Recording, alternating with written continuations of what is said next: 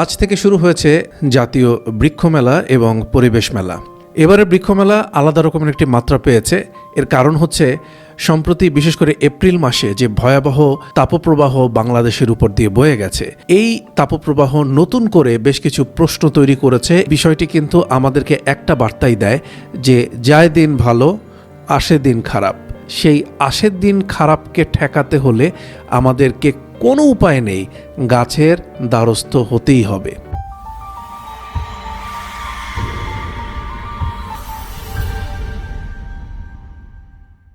সলভি আরামেশের পক্ষ থেকে আরও একবার স্বাগত জানাচ্ছি সবাইকে। আজ থেকে শুরু হয়েছে জাতীয় বৃক্ষ মেলা এবং পরিবেশ মেলা। আমাদের জন্য এই দিনটি আজকে খুব বেশি সিগনিফিক্যান্ট। এই অর্থে প্রতি বছরই কিন্তু 5ই জুন এই দিনটি বিশেষভাবে পালন করা হয় এবং এক মাস ব্যাপী বাংলাদেশে এই মেলাটি চলে। বিশেষ করে বৃক্ষ মেলাটি এক মাস ব্যাপী আমরা চলতে দেখি। এবারে বৃক্ষ মেলা আলাদা রকমের একটি মাত্রা পেয়েছে।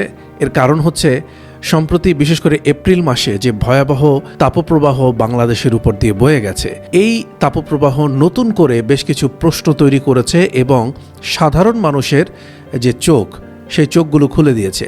আমরা জানি পরিবেশ নিয়ে, কার্বন ডাই অক্সাইড নিয়ে, গ্রিন হাউস এফেক্ট নিয়ে, অথবা এল নিনো নিয়ে, লা নিনা নিয়ে, তাপপ্রবাহ নিয়ে, অর্থাৎ আবহাওয়াজনিত যা যা বিষয় আছে সেগুলো নিয়ে সাধারণত যারা সংশ্লিষ্ট ব্যক্তিবর্গ রয়েছেন, যারা এসব বিষয়ে এক্সপার্ট, যারা এগুলো নিয়েই কাজ করেন, তারাই সাধারণত কথা বলেন। কিন্তু এবারই প্রথমবারের মতন আমরা দেখলাম যে সাধারণ মানুষ এই অসম্ভব রকমের যে প্রাকৃতিক বৈরিতা, তা নিয়ে নতুন করে আলাপ আলোচনা শুরু করেছেন এবং রীতিমতো শঙ্কিত সবাই। এর কারণ হচ্ছে 2024 সাল, বিশেষ করে 2024 সালের এপ্রিল মাস 100 বছরের মধ্যে সর্বোচ্চ বা উষ্ণতম এপ্রিল মাস হিসেবে সারা পৃথিবীতে পরিচিত হয়েছে। সাধারণ মানুষ খুব বেশি গভীরে গিয়ে বুঝুক আর না বুঝুক, এটুকু অন্তত বুঝেছে যে এখনই যথাযথ ব্যবস্থা না নেওয়া হলে সামনের সময়গুলো অনেক ভয়াবহ হিসেবে মানুষের সামনে এসে দাঁড়াবে। বিশেষ করে আমরা যারা দক্ষিণ এবং দক্ষিণ পূর্ব এশিয়ার বাসিন্দা রয়েছি, তারা এবার হাড়ে হাড়ে টের পেয়েছি যে একটা গাছের গুরুত্ব কি পরিমাণ। এবং রীতিমতো এক ধরনের মানুষের মুখে মুখে স্লোগান ছড়িয়ে গেছে যে গাছ লাগাও, পরিবেশ বাঁচাও। আগে এই ব্যাপারগুলো সম্পর্কে যারা পরিবেশ নিয়ে আন্দোলন করতেন, তারা সাধারণত এই বিষয়গুলো নিয়ে অনেক বেশি কথাবার্তা বলতেন। কিন্তু এখন সাধারণ মানুষ হন্যে হয়ে ছুটছেন যে কোথায় একটু গাছ লাগানো যায়, কোথায় একটু পরিবেশ একটু শীতল হলে পরে তারা একটু স্বস্তি পাবে। মানুষ ঠেকলে পরে অনেক কিছুতেই পরিবর্তন আনে এবং নিজেকে পরিবর্তন করে।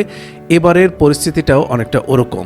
আমরা জানি বৃক্ষ মেলায় নানা রকমের গাছের চারা, ফুলের গাছ, ফলের গাছ, পাতাবাহার, নানা রকমের বৈচিত্র্যে ভরা থাকে বৃক্ষ মেলা। আমরা তো প্রতি মাসেই কম বেশি কোথাও না কোথাও গিয়ে কিছু খাই, আমাদের পরিবার পরিজনকে নিয়ে বসি, একসাথে খাওয়া দাওয়া করি।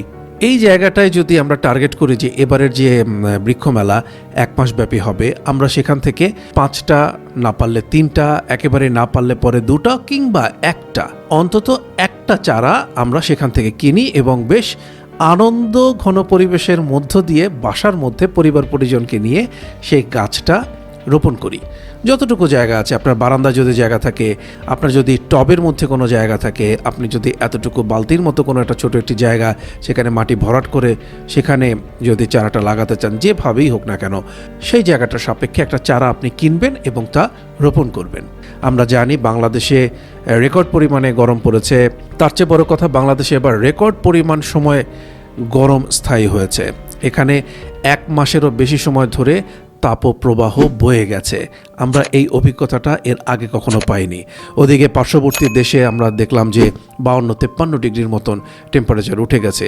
পাকিস্তানেও ভয়াবহ অবস্থা। মিয়ানমারে আমরা দেখেছি যে স্মরণকালে সর্বোচ্চ 48-50 এরকম তাপমাত্রা উঠে গেছে। অর্থাৎ এশিয়ার মধ্যে দক্ষিণ পূর্ব এশিয়ায় যে ভয়াবহ অবস্থা তৈরি হয়েছে 2024 সালে, সেই বিষয়টি কিন্তু আমাদেরকে একটা বার্তাই দেয় যে যায় দিন ভালো, আসে দিন খারাপ। সেই আসের দিন খারাপকে ঠেকাতে হলে আমাদেরকে কোনো উপায় নেই, গাছের দ্বারস্থ হতেই হবে। আমার আপনার তৈরি করা প্রতিদিনের অসংখ্য পরিমাণে কার্বন ডাই অক্সাইডকে একমাত্র শুষে নিতে পারে এই গাছগুলো। কাজে কার্বন ডাই অক্সাইড শুষে নেওয়ার মতন একটা মাধ্যম আপনাকে তৈরি করে রাখতে হবে আগামী সময়ের জন্য।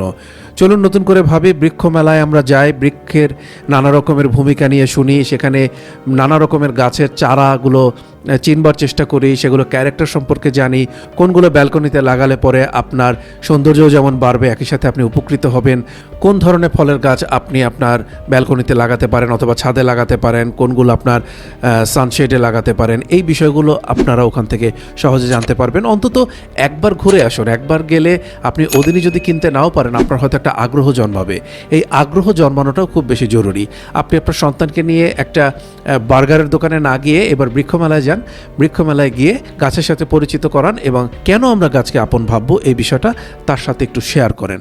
তাহলে হবে কি, সামনের সময়টা নিয়ে আমরা অবশ্যই সচেতন থাকব, কিন্তু অতটা দুশ্চিন্তা আমাদেরকে গ্রাস করবে না। ভালো থাকেন সবাই, নতুন করে ভাববেন গাছ নিয়ে, জানাবেন আপনার মতামত।